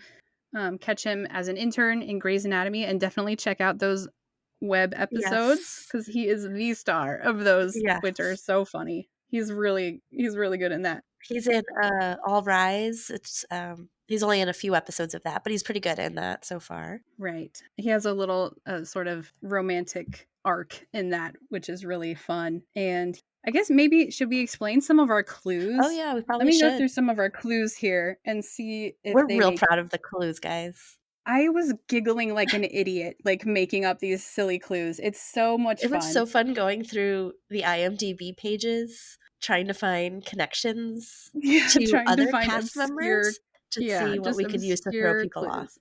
So going through all the pictures that were posted on Saturday. So there's a so silly. There's a black bird as one of the clues. It's very obvious. The reason why we used a black bird is because Joe Williamson is actually starring in this show called Blackbird. I don't know if you've heard of it. Yes. So it was a tough clue to pull. Yeah, that one, I don't know if many people are going to connect. We'll see. But so the Lily clue. Yes. That one makes no sense to anyone, probably. No. So when you Google symbol for Joe, because that's what I did, the symbol for Saint Joseph comes up, and it is a lily. Right. Is one of so we have the lily symbols. flowers So as a clue. hence the lily. And there's a pair of dice. Yes, 'cause he was in an episode of Las Vegas. Yep.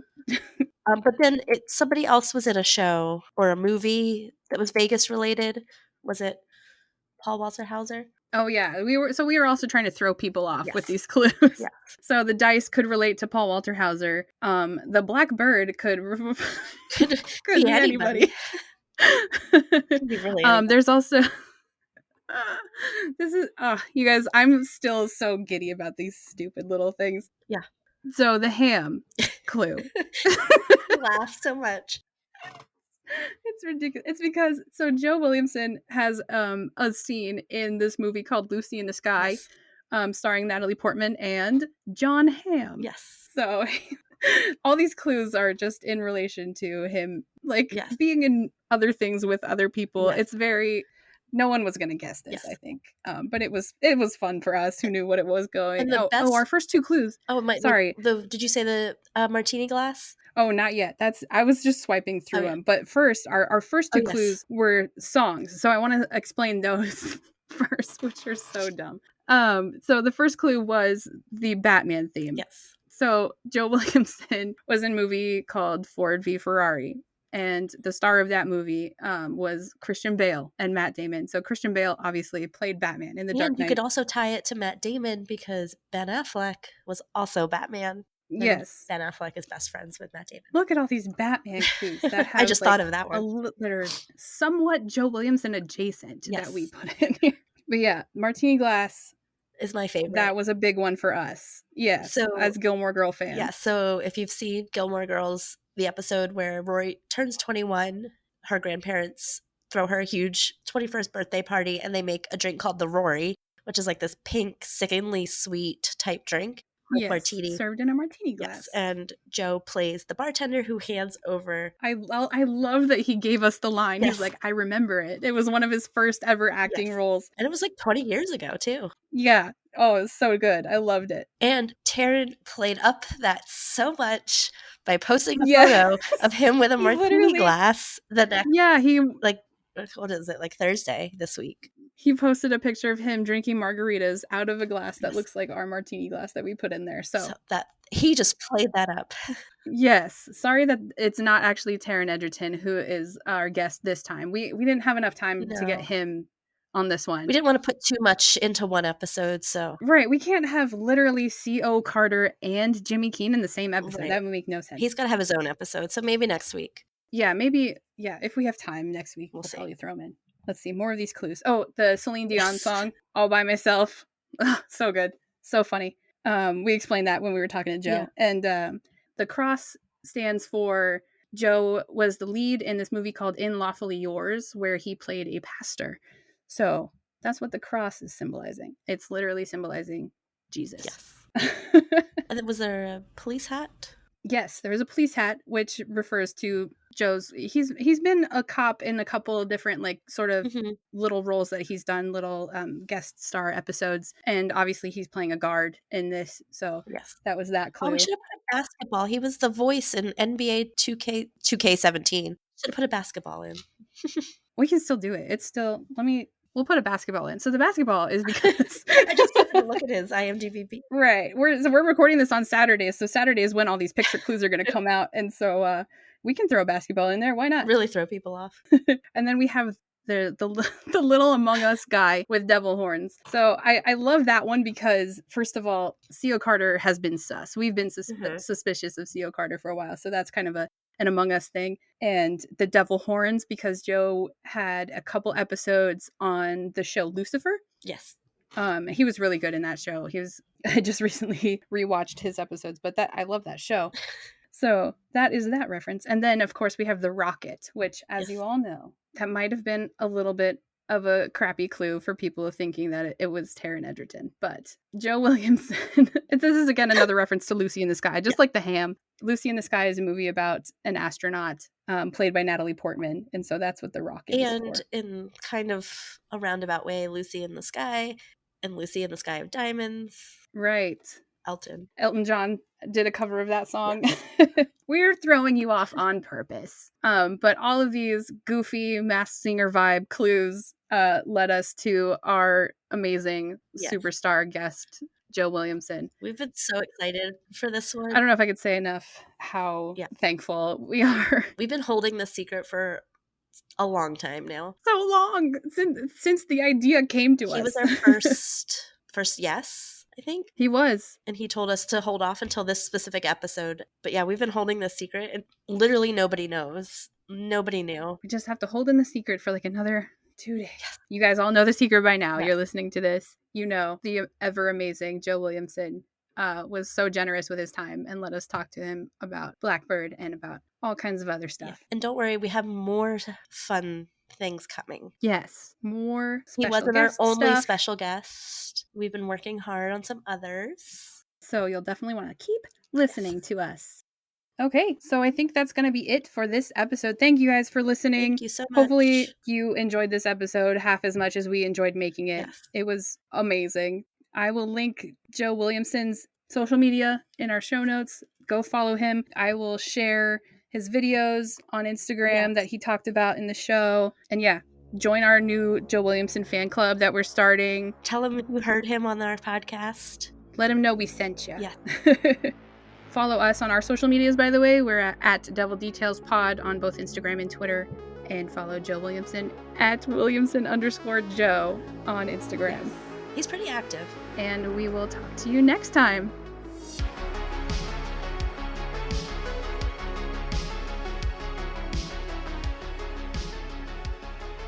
Yeah.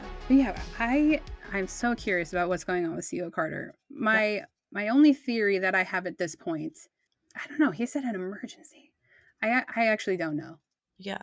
And Joe gave us nothing. He gave us nothing. That little stinker. He knows everything. Yeah. He gave us I don't nothing.